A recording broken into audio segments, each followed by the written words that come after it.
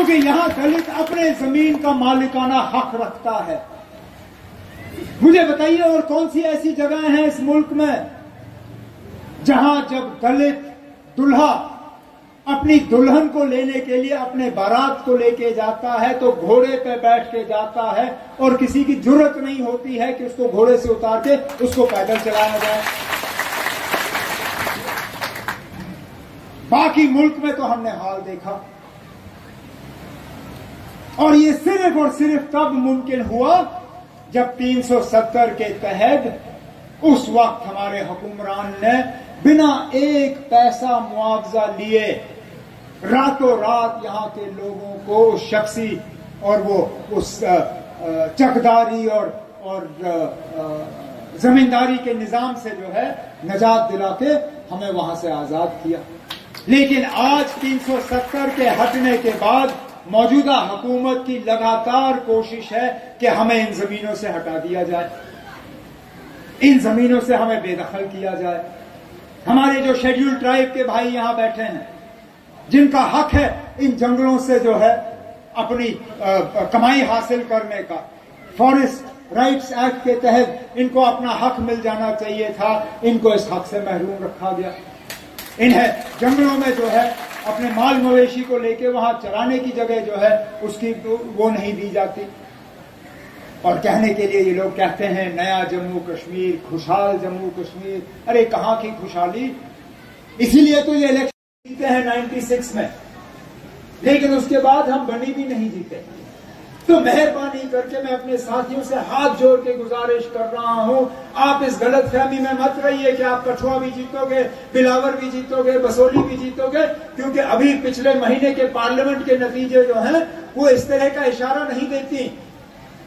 हम उम्मीद कर रहे थे कि यहां उधमपुर की सीट पे इंडिया ब्लॉक की कामयाबी होगी, लेकिन हकीकत यह है कि जहां से हम उम्मीद कर रहे थे कि कांग्रेस के जो कैंडिडेट हमारे हैं लाल सिंह, उनको वोट पड़ेंगे, वहां से वोट नहीं आए।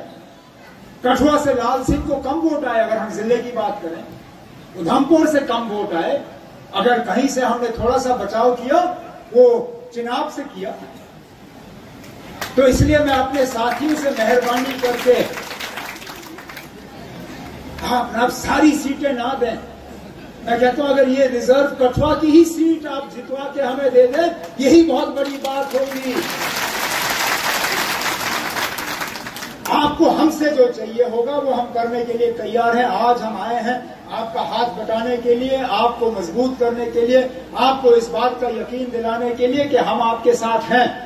और इस पार्लियामेंट इलेक्शन ने एक बात साबित कर लिया है, नेशनल कॉन्फ्रेंस के बिना यहां हुकूमत नहीं बनने वाली, ये आप मान के चलिए। हमने जम्मू से इलेक्शन नहीं लड़ा, हमने उधमपुर से इलेक्शन नहीं लड़ा, हमने बारामूला में इलेक्शन हारा। उस बात के बावजूद सबसे ज्यादा सीटें अगर का हमारे ऊपर एहसान है कि जब 370 के मामले में वो अपनी सुनवाई कर रहे थे तो सुनवाई के फैसले में उन्होंने हुकूमत को कहा कि आपने 30 सितंबर से पहले यहां इलेक्शन कराने हैं, नहीं तो ये लोग कोई और बहाना करके यहां इलेक्शन टाल देते। लेकिन इस बार इनको टालने का मौका नहीं मिलेगा। इंशाअल्लाह जैसे अब खबरें आ रही हैं, पिछले दिनों जो बीजेपी का यहां इंचार्ज है, मरकज में वजीर हैं रेड्डी साहब, उन्होंने भी कहा कि सितंबर में इलेक्शन शुरू होंगे। पिछले दिनों एक अखबार, अंग्रेजी अखबार को इंटरव्यू देते हुए हमारे जो लेफ्टिनेंट गवर्नर साहब हैं, उन्होंने भी कहा है कि जल्दी इलेक्शन होंगे। हम भी बेसब्री से उन इलेक्शनों का इंतजार कर रहे हैं। ये सीट अब रिजर्व सीट है, इस सीट के हालात अब बदल गए हैं। लेकिन ये भी सही है, मेरे कुछ साथियों ने बड़ी बातें की यहां, कहा क्योंकि यहां दलित अपने जमीन का मालिकाना हक रखता है। मुझे बताइए और कौन सी ऐसी जगह हैं इस मुल्क में जहां जब दलित दूल्हा अपनी दुल्हन को लेने के लिए अपने बारात को लेके जाता है तो घोड़े पे बैठ के जाता है और किसी की जरूरत नहीं होती है कि उसको घोड़े से उतार के उसको पैदल चलाया जाए। बाकी मुल्क में तो हमने हाल देखा,